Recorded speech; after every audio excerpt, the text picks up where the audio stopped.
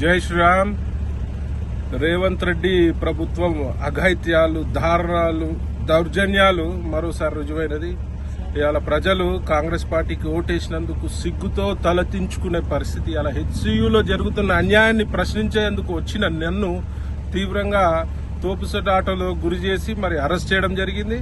మరి నేను ఒకటే అడుగుతున్నా, ఒక భారతీయ జనతా పార్టీ నాయకుడుగానే కాకుండా మరి ఒక ప్రకృతి ప్రేమికుడుగా అడుగుతున్నా, మరి ఇంత అధ్వానమైన పాలనలో మరి అలా మనుషులే కాదు హింసకు గురవుతున్నాయి.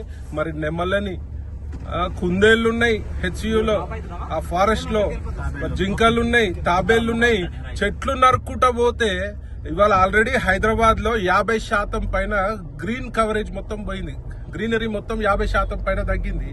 మరి ఇట్లాంటి డబ్బులకు ఆశపడి మరి ఇలా ప్రభుత్వం నడిపే చేతగాని దద్దమ్మ ప్రభుత్వం ఇది. ఇలా డబ్బులకు ఆశపడి మరి ఈ డబ్బులతోటి మరి కాంట్రాక్టర్లకు బిల్లులు రిలీజ్ చేసి అందులో పర్సంటేజ్ తీసుకునే ప్రయత్నంలో భాగంగా ఈ హెచ్యు లోని భూములని వేలంపాట వేసే ప్రయత్నంలో భాగంగా మరి అడవులను నరుక్కుంటా పోతే ఈ యొక్క భూభాగము ఖాళీ మన మనుషులదే కాదు, ఉట్టి ప్రజలదే కాదు, ఇది అన్ని జీవాలకు హక్కు ఉంటది. ఈడ జీవించే హక్కు. ఇలా కళ్ళు నెత్తినెక్కిన ప్రభుత్వం రేవంత్ రెడ్డి ప్రభుత్వం.